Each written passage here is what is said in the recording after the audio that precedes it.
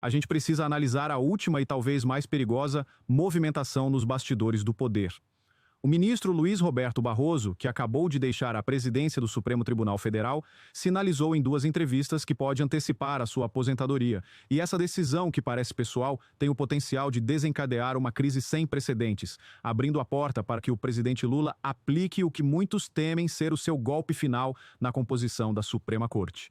Vamos direto ao que interessa, porque o que está se desenhando em Brasília é um daqueles jogos de xadrez que vão definir o futuro do Brasil por décadas. E a peça que pode iniciar o xeque-mate, ironicamente, é uma que está ameaçando sair do tabuleiro por vontade própria, o ministro Luiz Roberto Barroso. Em 2 entrevistas recentes, uma para a Folha de São Paulo e outra para a Globo News, o ministro, que acabou de deixar a presidência da corte, deixou muito claro que está cogitando se aposentar antes do tempo.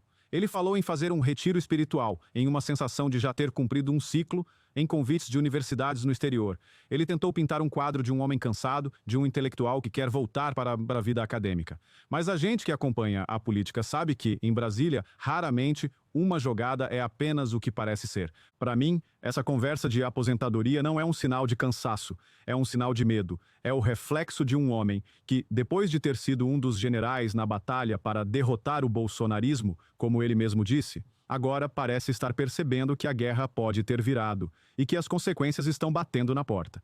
Ele viu seus colegas sendo sancionados, viu a pressão internacional aumentar e talvez tenha entendido que o castelo de cristal em que ele vivia não é tão seguro assim. E o que um político experiente faz quando sente o cheiro de queimado? Ele procura uma saída de emergência. A aposentadoria antecipada, um exílio dourado em alguma universidade europeia, parece ser a saída perfeita para ele. Mas o problema é que a fuga dele, a sua decisão pessoal de salvar a própria pele, pode ser a catástrofe final para o Brasil. E por quê? Porque se o ministro Barroso se aposentar antes de 2026, quem tem o poder de indicar o seu substituto?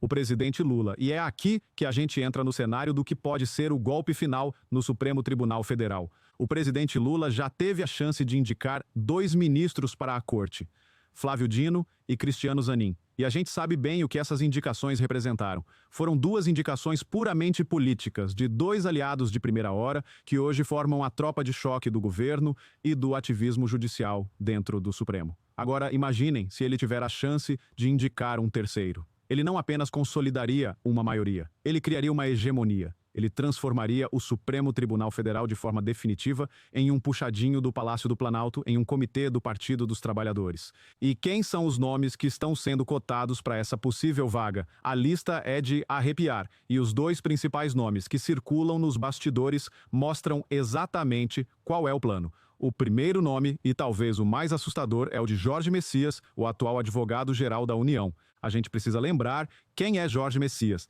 Ele não é um nome novo. Ele ficou nacionalmente conhecido em 2016 em um dos episódios mais vergonhosos da nossa República. Foi naquela famosa ligação telefônica entre a então presidente Dilma Rousseff e o ex-presidente Lula, onde ela dizia que estava mandando para ele o termo de posse como ministro da Casa Civil para ele usar em caso de necessidade. E quem era o Messias, o homem que, segundo a Dilma, levaria esse termo?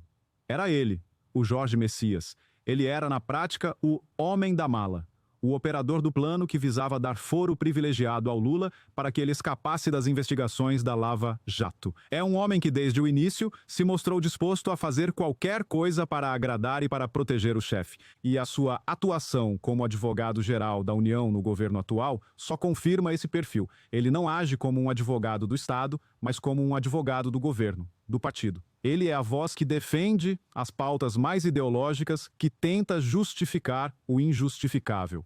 Colocar um homem como esse no Supremo seria o mesmo que dar ao Lula uma cadeira cativa, um voto garantido para os próximos 30 anos. Seria a destruição final de qualquer aparência de imparcialidade da nossa mais alta corte. Mas se o nome do Messias já é assustador, o segundo nome que está sendo cotado é talvez ainda mais simbólico da podridão do sistema, o do senador Rodrigo Pacheco. E por que o nome dele é tão grave? Porque o Pacheco, como presidente do Senado, era o homem que tinha o poder e o dever constitucional de frear os abusos do Supremo. Era ela quem tinha a chave da gaveta onde estavam guardados dezenas de pedidos de impeachment contra os ministros. E o que ele fez com essa chave? Ele a jogou fora. O Rodrigo Pacheco foi, para mim, o grande cúmplice, o grande fiador da escalada autoritária que a gente viveu. Com a sua omissão, com a sua covardia, ele permitiu que a Constituição fosse rasgada, que a separação de poderes fosse destruída. E por que ele fez isso? Por pura conveniência política. Ele se aliou ao sistema para garantir o seu próprio poder. E agora, a conta dessa traição pode chegar na forma de uma indicação para o Supremo, o prêmio final pela sua lealdade, não ao povo que o elegeu, mas ao establishment de Brasília. A nomeação de Pacheco seria a coroação do grande acordão, a prova de que no Brasil de hoje a omissão e a traição compensam. Independentemente de quem seja o escolhido, se o Barroso de fato se aposentar, o resultado prático será o mesmo. O Supremo Tribunal Federal ganhará mais um militante político, mais um soldado a serviço de um projeto de poder. E a gente precisa entender a dimensão de tempo disso. O Jorge Messias tem 45 anos, o Rodrigo Pacheco tem 48. Se qualquer um deles for indicado, eles ficarão no Supremo até completarem 75 anos. Estamos falando de um mandato de 32 anos e 7 meses. Pensem nisso. Um presidente da República tem um mandato de 4 anos, mas a indicação que ele faz para o Supremo ecoa por 3 décadas. O que o Lula pode fazer agora, graças à possível fuga do Barroso, é deixar uma herança maldita que vai assombrar o Brasil por uma geração inteira. Ele pode garantir que mesmo que a direita ganhe as próximas eleições, mesmo que a gente eleja um presidente e um congresso conservadores, o Supremo continuará lá, como uma fortaleza inexpugnável do esquerdismo, pronto para barrar qualquer avanço, para anular qualquer lei, para continuar a ditar os rumos do país de acordo com a sua própria ideologia. É por isso que eu chamo de golpe final, porque é a jogada que visa garantir a perpetuação do poder, não mais através do voto, mas através do aparelhamento da instituição que deveria ser a mais isenta de todas. O que a gente pode fazer diante de um cenário tão sombrio? A gente precisa primeiro entender a gravidade do que está em jogo. A gente precisa cobrar uma posição do ministro Barroso. Ele não pode simplesmente brincar com o futuro do país, ameaçando sair a qualquer momento por motivos pessoais. Ele tem uma responsabilidade. E a gente precisa, principalmente, cobrar do nosso Senado. Porque qualquer indicação, por mais absurda que seja, ainda precisa passar pela sabatina e pela aprovação dos senadores. O mesmo Senado que hoje parece tão covarde, tão submisso, ainda é a nossa última linha de defesa. E a gente precisa pressioná-los, a gente precisa mostrar para cada um deles que nós estamos de olho e que não vamos aceitar que eles carimbem de olhos fechados a consolidação de uma ditadura de toga no nosso país. A fuga de um pode ser a desgraça de todos, e a gente não pode de forma alguma permitir que isso aconteça. Essa história toda é um alerta máximo para o futuro do nosso país. A possível aposentadoria do ministro Barroso pode ser o gatilho para a crise final. E agora eu quero saber a sua opinião. Você também acha que a saída dele seria um desastre para o Brasil nesse momento? Quem você acha que é o pior candidato para a vaga? O Messias ou o Pacheco? Deixe seu comentário aqui embaixo. Vamos conversar sobre o futuro do nosso Supremo.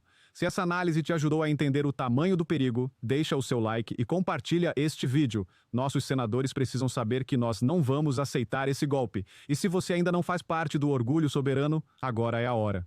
Inscreva-se no canal e ative o sininho, porque a nossa vigilância nunca foi tão necessária. Um grande abraço.